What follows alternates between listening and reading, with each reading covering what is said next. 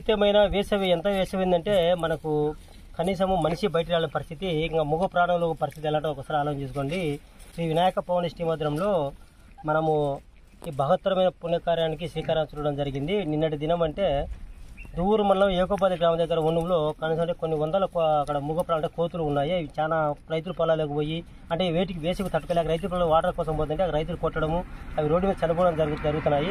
వాటి కోసం మనము అక్కడ 3 తొట్లు మనం పెట్టి అక్కడ వాటర్ అందించడానికి నిన్న శ్రీకారం జరిగింది. ఈరోజు రెండో ప్రాంతము బ్రహ్మంగారం మఠం అంటే విజయవాడ హైవే రోడ్. ఇది మన ఇక్కడంతా అడిగి ఘాట్, ఇదంతా చూడండి, ఎంత అడివి.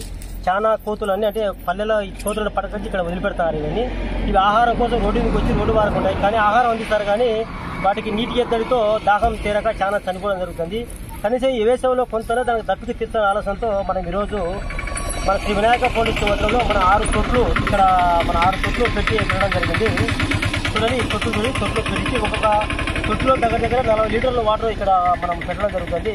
అంటే ప్రతి ఆదివారం మనము శ్రీ వినాయక పోలీస్ కేంద్రంలో ఈ తొట్లకు మనం వాటర్ అందిస్తూనే ఇక్కడ వాటర్ అందిస్తూ ప్లస్ వచ్చేసి పండ్లుగానే మనం ఈరోజు మనం ఆహారం అందించడం జరిగింది. ఇక్కడ ఉన్న మూగ ప్రాణులు అంటే కోతులు కనిదాలకు కలిసి ఈ వేసవిలో కొంత దప్పికి తీర్చాలని ఈ మూగ ప్రాణులకు ఈ దప్పికి తీర్చి కొంత ప్రయత్నం చేయాలని ఆలోచన ఈ కార్యక్రమం చేస్తున్నాము.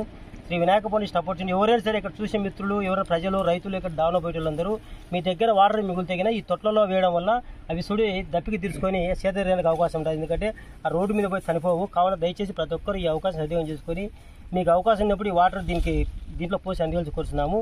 శ్రీ వినాయక ఫౌండేషన్కి సపోర్ట్ చేయండి. Thank you. జై హింద్, జై భారత్.